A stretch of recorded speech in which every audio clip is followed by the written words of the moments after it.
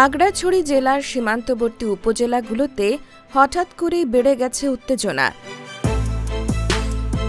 ভারতীয় সীমান্তরক্ষী বাহিনী বিএসএফ ৮১ জন ভারতীয় মুসলিম নাগরিককে বাংলাদেশে পুশ ইন করেছে।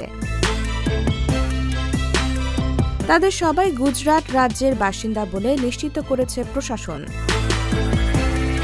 বুধবার ভোর থেকে শুরু করে সারা দিনে খাগড়াছড়ির মাটিরাঙ্গা ও পানছড়ি উপজেলার সীমান্ত দিয়ে তাদেরকে জোরপূর্বক বাংলাদেশের অভ্যন্তরে পাঠানো হয়।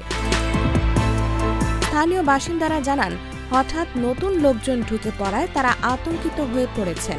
অনুপ্রবেশকারীদের কেউ কেউ রাস্তায় বসে কাঁদছিলেন, আবার কেউ খাবার ও আশ্রয়ের জন্য স্থানীয়দের কাছে সাহায্য চাচ্ছিলেন। আমরা তাদেরকে শুকনা খাবার দিয়েছি। স্থানীয় জনপ্রতিনিধি ও নিরাপত্তা বাহিনীর সূত্রে জানা যায়, বিএসএফ কর্তৃক এই অনুপ্রবেশ কার্যক্রম ছিল পূর্ব ঘোষণা ছাড়াই বাধ্যতামূলক অনুপ্রবেশ করানো। অনুপ্রবেশকারীদের মধ্যে বেশিরভাগই অসহায় শ্রমজীবী, তাদের হাতে নেই কোনো কাগজপত্র। এছাড়াও তাদের অধিকাংশ নারী এবং শিশু বলে জানা যায়। এ প্রসঙ্গে বিজিবির খেদাছড়া ব্যাটালিয়ন ৪০ বিজিবি কর্মকর্তা বলেন, আমরা এখনও তাদের সম্পর্কে ক্লিয়ার হতে পারছি না। এছাড়াও পুরো তথ্য সংগ্রহ করতে পারিনি। সম্পূর্ণ তথ্য পেলে পরে জানিয়ে দেওয়া হবে।